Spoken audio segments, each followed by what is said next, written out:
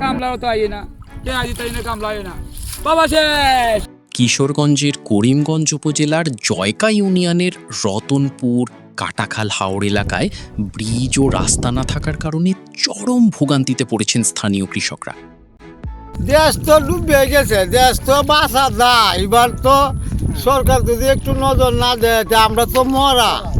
স্থানীয় সূত্রে জানা যায়, সাম্প্রতিক বৃষ্টিপাতে পানি নিষ্কাশনের ব্যবস্থা না থাকায় হাজার হাজার একর কৃষিজমি পানির নিচে তলিয়ে গেছে।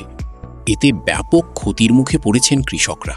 বিয়ের মধ্যে খাইলাম রাখি এই বিয়ে দিয়েছি দানের মধ্যে তা বুড়দান বইটা দিতে অন খেত কাটা মারলে 15 দিন আগে। সারা দেশ নিতে থাকা বৃষ্টি আজ তো নতুন ধরে এক রোদ দেওয়া তো ধান নিতে আমার পারে নিয়ে খুয়াইতে আমার পারে 2বার 3বার হলে আইবার লারাম গাইয়ে হয় আমাকে পৌঁছতে হয়। ক্ষতিগ্রস্ত কৃষকদের মধ্যে অনেকেই দিশেহারা হয়ে পড়েছেন।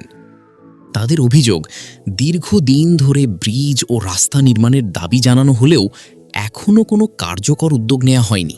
12 হানি করছি, 6 হানি নিচে হইয়া ধান তোলে, আর কিছু বাসা আছে অন্ত কাজ আমরা হলে গাই যখন কাজ আমরা টিয়াবি তাই। ক্ষতিগ্রস্ত কৃষক কুতুবুদ্দিন আউলিয়া বলেন, আমার সব জমি পানির নিচে চলে গেছে। এই জমিই ছিল আমার একমাত্র ভরসা। এখন আমি সম্পূর্ণ নিঃস্ব। বাবা না, আমার তো মজা লাগে না ধান কাটা বাবা।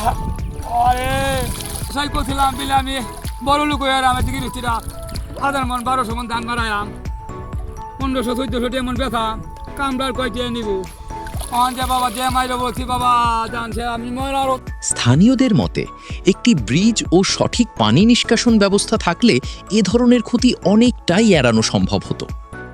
এই অবস্থায় দ্রুত প্রয়োজনীয় অবকাঠামো নির্মাণ ও ক্ষতিগ্রস্ত কৃষকদের সহায়তার দাবি জানিয়েছেন এলাকাবাসী।